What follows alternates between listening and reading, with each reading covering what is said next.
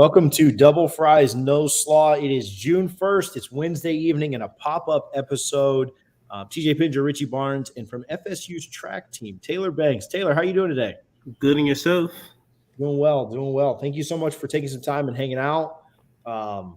Appreciate you for spending a few minutes with us tonight. Busy man. You got a lot coming up here soon. Yes. We'll jump into it here in just a sec, but I won't say what it was, but I saw you with a rather large cup a second ago. Again, I'm not going to plug anybody else, but obviously we're very big Guthrie's fans on this podcast, Double Fries No Slaw. We were talking about it off air. Been a minute since you've had a gut box, right? Like in season, it's not the best thing for you, but ready to go out and kick tail in Eugene and then get back and get a gut box. I just need to know how you order it. Like it's very important that we ask people, like, are you a coleslaw guy or what's going on here? No, I don't really mess with the coleslaw. I get the chicken tenders with the fries. Yeah. And the lemonade. That's how you do it. Yeah. Throw that slaw out, bro. Double fries every time. When I think that was that's so groundbreaking for people because like every restaurant you go to, like, oh, there's an upcharge for this, there's an upcharge for that. And they're just like, nah, I have all the fries you want. So now thank you so much for hanging out. We really, really appreciate it. Let's start there. You are competing in two events at the NCAA Championships coming up. What does that mean to you? Like, you're a sophomore, right? So this is your second year at FSU. It's actually my third. I'm on red shirt sophomore because of COVID. That's right. COVID year. Yeah. So what does it mean to you to be going out there and competing for a potential national championship for Florida State upcoming here? It's always an amazing feeling to, have an opportunity to compete for a national title. I feel like it's also a great opportunity to prove myself and make a name for myself and give me a good opportunity to add something towards my legacy. Yeah, no, I mean, definitely super exciting. Obviously, Florida State has a rich history. When Richie was there, Richie's really old. So, but he was there back in the day when Florida State won 3 national titles while Richie was there. And so Florida State has a rich history, a rich legacy of winning and winning at the highest level in this sport. Is that kind of what drew you to Florida State? Can you talk us a little bit about we'll talk a little bit more about the season and talk a little bit about the national championships and stuff coming up, but how did you end up at FSU? Can you talk about just your journey to get there? So it started my sophomore year in high school. I went 10:34 at my regional meet, and I was scrolling through my Twitter, and one of the coaches for Florida State reached out to me, and he was like, he's keeping his eyes out on me. So fast forward towards my junior year, when basically when coaches could start recruiting you, he reached out to me towards a visit, and basically I took the visit, and the rest was history. I enjoyed the atmosphere. And I felt like on the visit, Florida State was a great environment for me to thrive academically and athletically. They had a great group of guys there when I took my visit. It was Kason James, Andre Ewers, and Brian Richard. I noticed how well those guys were doing, and I was able to picture myself doing good as those guys were at the time. When did you visit? What time of the year was it? It was during Halloween weekend when they played Clemson. Okay. So is that 2018? It was 2018. Yeah. Cool. Yeah, I know that a lot of times they kind of line up the football weekends to kind of match up. So yeah, they laid out the red carpet for me. They had I think they had the ring ceremony during the time. Oh yeah. Nice. Yeah, that's epic. Did you consider were there other schools that were close? Were there other schools that you were kind of considering, and maybe who finished second, or who was up there for you? Texas A&M, they offered me a lot of money. I love that. So you're saying Jimbo Fisher is lying when he says there was no NIL money to sign the top recruiting class in the country? Nah, it's that SEC money is just different. They're able to fund more towards certain programs like track and field, unlike other conferences. Yeah. But, and I guess what's a kind of a testament to that, hopefully we don't get in trouble for this, but hopefully kind of a testament to that is that you still signed with Florida State and it wasn't about any of the external things, and you really felt like this was the place for you. I don't want to get in trouble with coach or anybody else like that, but you feel like that decision's been paying off for you? Like, are you, a couple years in now, a few years in, talk to us about just kind of how you look back at the first few years of your career here. Well, I feel like I made a good decision choosing Florida State. Been around a great group of guys, basically. Got guys like Javon Martin, Dondre Swint, able to bring the best out of me in practice. And then when it comes towards the meet time, I'm able to give out my best performance and stuff. Yeah, and obviously you run indoor and outdoor at Florida State, which is obviously extremely helpful to the track team because you don't want someone who can just do one or the other. But you've been racking up honors like since you stepped on campus, second team All ACC in the 200-meter dash in 2020, all the way up to first team All ACC indoor in 2022. Is there a preference for you, or are you just like, I just want to go out and run, man? Like at that point, because you seem to have success regardless of the setting. So, but every time I step on a line, I always try to give it my best, no matter what the circumstances. I just want to give out my best and hopefully, try to get the victory or put down a fast time. Yeah, and we had planned to have Jovan with us today. Couldn't make it, which is fine. But you both run the relay together, the 4x100, and you guys had the fastest time in college this year, or one of the fastest times in college, excuse me. But you beat the only team that had posted a faster time than you guys. Did you get more joy out of the relay, accolades, or the individual ones? Because as a former very mediocre high school athlete myself, I probably would have taken joy in the more individual ones. But I feel like elite level, you kind of take a lot of pride in both. And can you even pick between the two? Well, personally, I prefer like my individual event. I feel like once your college career is over, your individual event is going to get you paid. That's the money maker right there. So I feel like in my individual event, that's a great opportunity for me, to build my brand and make a name for myself. At the end of the day, I feel like people are more likely to remember you for your individual event more than a 4x1. Yeah, absolutely. We all remember like the U.S. swimming team in France winning that relay, but at the same time, everyone remembers Usain Bolt, right, for what he accomplished on the track because he did it by himself. But what goes into preparing for that individual or the relay compared to the individual? Because obviously both are equally important in trying to win a national championship. But at the same time, it's got to be a little bit of a struggle. Say, man, I'm taking time away from my personal prep to prep for the relay, but it's all goes to the greater good of Florida State. Like, what's that balance like? So really it's about repetition. So in practice, we focus a lot on handoffs and cleaning stuff up.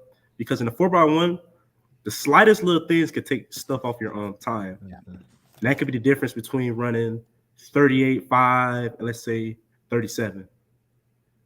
For example, in nationals last year, we went 38.6. We had kind of iffy handoffs. And I feel like if we would have cleaned up some of those handoffs, that could have been the difference between third place and first place. Because the race was like this. So we get to like the big stages like nationals. Everybody's fast, but it's about whoever has the cleanest handoffs, they're going to usually win the race. And just how fun is a track event to be at as a team? Because I was far from anything elite in high school, but I loved playing track because, you do your events, then you go hang out with all the other athletes and watch the players, and you're all representing the same school, right? Like it's so special. And seeing a guy like, Trey Cunningham, for example, what's it like watching that guy run or any other FSU track and field athlete who just dominates their opponents? Because that's got to be like an inspiration to you. Like, man, I want to dominate guys like Trey's dominating them out here. It's an amazing feeling to, be around a bunch of talented guys like Trey. And I feel like watching people like Trey, that gives athletes like myself motivation to work harder and try to be as good as them. I think that there are times where fans see different teams that have had a lot of success and they think that success is easy, right? We talked with Coach Niles of the beach volleyball team believe they've won 6 conference championships in a row. We talked with Coach Almeida of the softball team, who I think they won 5 or 6 in a row, then lost last year and then won it again this year, the ACC championship. And just because you win a lot doesn't mean that it was easy, right? Like it's still hard to win. Like these teams are good that we're going up against, and it's not. The fans think it's easy, right? Like back in the 90s and in 2000, when we were winning the ACC every year, they just thought, oh, that's just what we do. That's easy in football. But talk to us a little bit about winning the ACC championship both years that that haven't been shortened by COVID, but and how much that meant, like to say like, hey, we were the best in our conference, and to have done that again now both years that you've completed. I feel like back to what you're saying, the road to success isn't easy. Before winning ACCs, I think we lost indoors the year before. I feel like adversity is basically the key to success. So to get to that point, we had to face the triumphs and the losses and stuff, and that gave us like extra motivation and practice to get to the meet and basically give it our all to get to that point. To win ACCs and stuff. It's like you don't want to feel that again. It gave us like an extra chip on our shoulder when we stepped on the line at ACCs because we wanted to prove a point. What is the, I won't ask you to speak for every single member of the team that's going to Oregon, because I know you guys have quite a few, but what is the kind of the mindset of the team as you do go to the national championships now? Because like you said, everybody's fast there. Everybody's good there. Like nobody there is just like, oh, well, you just made it because, you're in the conference or this, that. What is kind of the mindset, or maybe what's your mindset as you guys kind of prepare and are working to get out there? Really focusing on what you can control and not to get caught up in the rankings and stuff. Because anything can happen on any given day. You could be ranked number 1, and let's say you could fall start or somebody could fall in the race. So I feel like really it's about trusting your training and focusing on your lane and basically focusing on executing each part of your race so you could have a good performance. Yeah, no. Okay, so I want to ask you this, and again, I don't want to get us in trouble, but you just mentioned like not getting caught up in the rankings. Yes. The rankings came out this week, though, and we were number 3. And I know that you just said this, right? Like, so maybe I'm the bad guy here, but that is pretty cool to see, right? Like, I mean, not that we've arrived, right? Not that that's the end, because we want to go out and win, but it is pretty cool to see that, right? To get a little bit of that recognition and see that your team people are recognizing what you guys have done. Yeah, it's pretty cool, but I feel like some teams, they probably feel like they're the underdogs, so they're probably going to come to nationals with a chip on their shoulder. Like, for example, for me, like at regionals, I came in regionals like at 47, and I ended up leaving like at number 8. So anything can happen on any given day. It's about who shows up and basically executes the best. Yeah. What I looked at your profile online. I know that you played football in high school, right? Mm-hmm. What if you weren't running track? What would you be doing? What sport would you? Would it be football? Would you try to do something else? What would you be doing right now? It would probably be football. My senior year, I actually suffered an injury. I had quite a few looks in football. I had Pitt, Cincinnati, USF, and FAMU.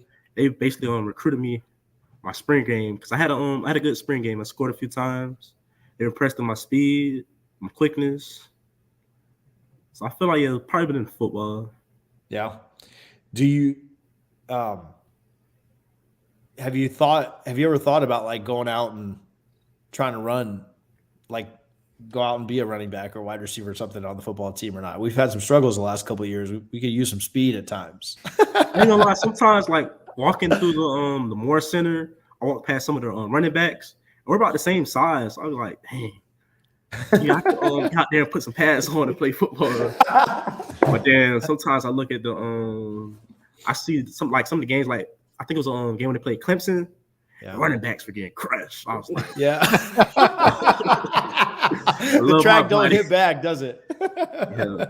That's why so me and TJ are Bucks fans. TJ is more of a Jameis guy. I'm an actual Bucks fan. But I think of guys like Cyril Grayson, right, who ran track at LSU, never played college football at LSU, and is making plays down the stretch for the Bucks. Granted, he has a guy named Tom Brady as his quarterback, so that probably helps. But is it cool seeing maybe not just Cyril Grayson, but any former track athlete who excels in a different sport after college? Because obviously all of you guys want to make it to the Olympics and make those finals, but knowing that there may be other options just because of your God-given athletic ability, it's got to be pretty cool. Yes, I feel like once you get to the the big leagues like the NFL, speed kills. And I feel like for the receiver you're talking about for the Bucks, his speed basically was the deciding factor. He helped impress the coaches for the Bucks. They saw his speed, and once you can show you can catch and run routes, basically the world is yours. Yeah. Hey, all I'm saying, Taylor, is Coach Norvell is a wide receiver specialist. That's what he played in college. So if you want to go get some pointers from him, I hope track works out for you. But if it doesn't, there might be an opportunity there in Tampa, because our team is old and we're going to need some new players here soon.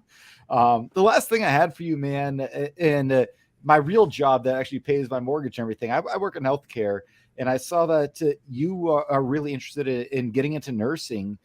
What led to that? Because I think that's awesome. And especially now, has a world pandemic like COVID changed your mind? Because I interview candidates all the time, and pre-COVID, we had no problem hiring people. Now we do. I think we're getting out of it, which is good. But just seeing everything, and healthcare workers were considered heroes. Has your mind changed in nursing at all? Because again, I got this from your profile as well, as TJ did. I just thought it was fascinating, and I love it. I was at school with Myron Roll, and his brother was in the nursing program, and I got to know him a little bit. So I thought that was awesome as well. I feel like the COVID kind of created more opportunities for like the nursing program and stuff. I feel like huge. It's making that program more valuable to be in. No, go ahead, man. You're 100% accurate. Like we have no shortage of nurses candidates at my company, and man, you trust me. I think you got a chance in the professional Olympics here, but you're going to be fine regardless, based on just talking to you briefly. We talked a little bit about this off air. I'll ask you a couple more, and then we'll let you get out of here. But we all. I mean, you grew up in Florida. You understand the rivalry between Florida State and Florida and Miami, and you played football, so you get it. And to quote somebody that we talked with just off air, we wiped the floor with Florida this year when you guys competed against them, and so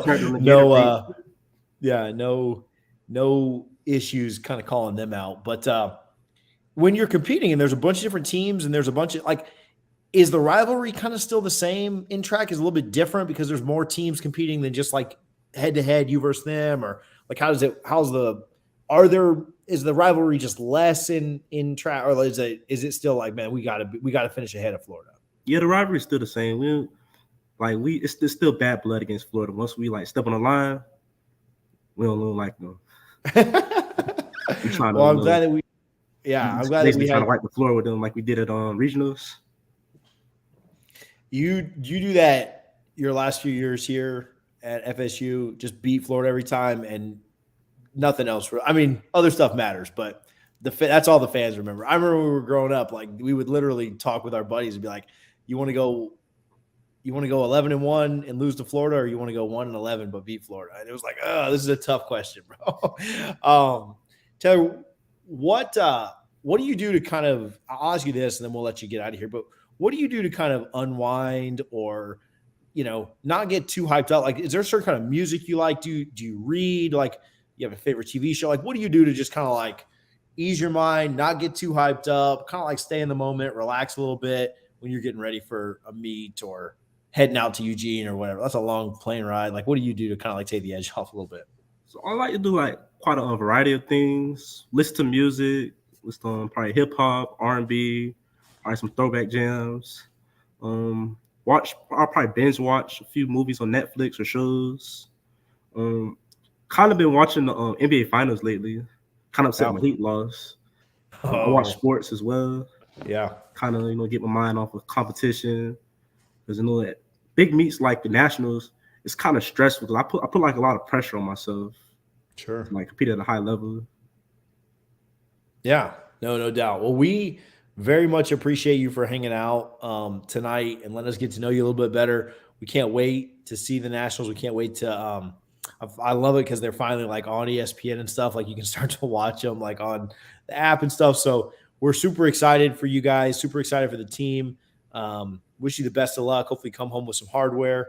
Thank you. But yeah, thank you so much for hanging out, Taylor. We really appreciate it. It's an honor for you guys having me. Absolutely. Thank you so much, man. We'll talk to you later. I have a good one. Thanks, buddy. Taylor Banks of the FSU track team. Again, Richie, maybe you just need to enroll back into a master's program or something. Because like when you're in school, they seem to like finish a little better. So no pressure, but can we still crowdsource an that? elite program? Like let's. Oh yeah, and it's like you said, TJ. Just 3 in a row is unheard. Like that's ridiculous. Like No, that's not, like that's stupid. Yeah. Well, like Speaking of 3 in a row, it's like you said, like we Harlan, our producer, like he's a big baseball guy, right? And Meat used to catch hell for going to Omaha and losing with a team that sometimes had no business going to Omaha. It was just the expectation for Florida State baseball. Like, yeah, we win 40 games, we go to Omaha, and the one year you don't quite live up to it, people are like, oh, what's wrong here? No, the track team's been elite since I left school as well. Coach Brayman's done a phenomenal job there. And again, like you said, winning 3 straight natties is almost impossible. And that happened when I was there. Thankfully, because the football team didn't do anything well. But at the same time, like you mentioned, you don't want to become a victim of your own success. But when you set the bar that high for an extended period of time, it happens. But no, this year's track team, men's and women's, has done a phenomenal job, and I'm really excited to see what they do in Eugene. Yeah, no, it should be a lot of fun to watch. It should be a lot of fun to follow. You can obviously follow them at FSU_track on Twitter to see. They do a great job. Tim over there does a great job updating the Twitter account with everything that happens. Everything that happens on the team. So appreciate Taylor for hanging out. Appreciate FSU for letting us interview him, and wish them the very best of luck as it goes. A little bit of news and notes. Just because we won't see you guys until probably this is over, but baseball plays at noon on Friday, sleepy nooner. Actually, I love that because I am home with this newborn. So noon on a Friday is fantastic for me. It's that time, so right? Yeah, well, for me, maybe, usually. But excited to watch the baseball team at noon in their regional.